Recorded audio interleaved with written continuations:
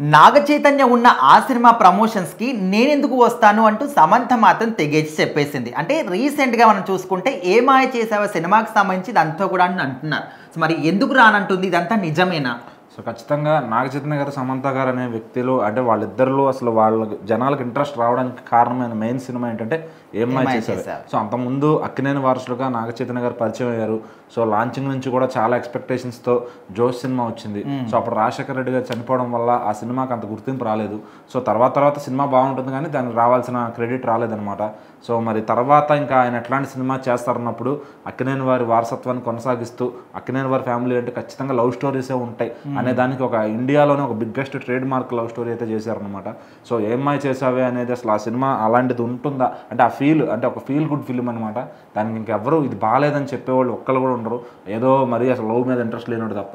So అలాంటి సినిమాలో వీళ్ళిద్దరూ పాత్రలు కావడం చాలా అంటే వాళ్ళకి అది ఎప్పటికీ గుర్తుండిపోయే సినిమా అనమాట ఖచ్చితంగా. సో అందులో పాటలు కానీ సీన్లు కానీ అద్భుతంగా తీర్చిదిద్దారు గౌతమ్ మేనన్ గారు అయితే. సో అది వీళ్ళ కోసమే తయారు చేశారు ఆ కథ అన్నట్టుగా ఉంటుందన్నమాట.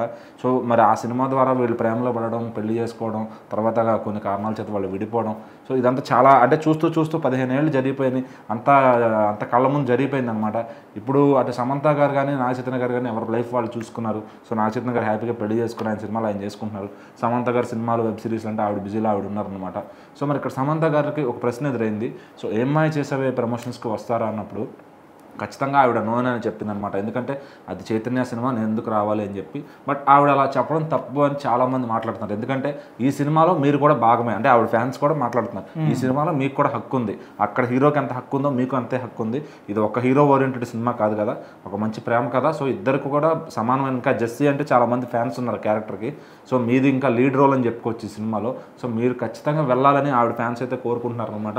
మరి అక్కడ డైరెక్టర్ గారు కానీ నిర్మాత గారు కానీ ఏమైనా రిక్వెస్ట్ చేసి ఈ సినిమాని రీ రిలీజ్ ప్రమోషన్స్ కోసం ఆమెను పిలిస్తే కనుక మళ్ళీ వాళ్ళిద్దరిని ఒక స్టేజ్ పైన చూడొచ్చు అని చాలామంది కోరుకుంటున్నారు. ఎందుకంటే వాళ్ళిద్దరిని ఒక స్టేజ్ పైన చూడటం అది చాలామందికి ముచ్చటైన ఇదనమాట. బట్ మరి సమంత గారికి ఇష్టం లేకుండా ఆవిడ రాదు కాబట్టి రానని తెగేసి కూడా చెప్పారు కాబట్టి. సో ఇంకా నాగ చైతన్య గారు అసలు ప్రమోషన్స్ ఉంటాయా అనేది తర్వాత విషయం. వస్తే మరి నాగ చైతన్య గారు ఒకలా ఆయన భుజాన మీద వేసుకుని చేసుకోవాలి.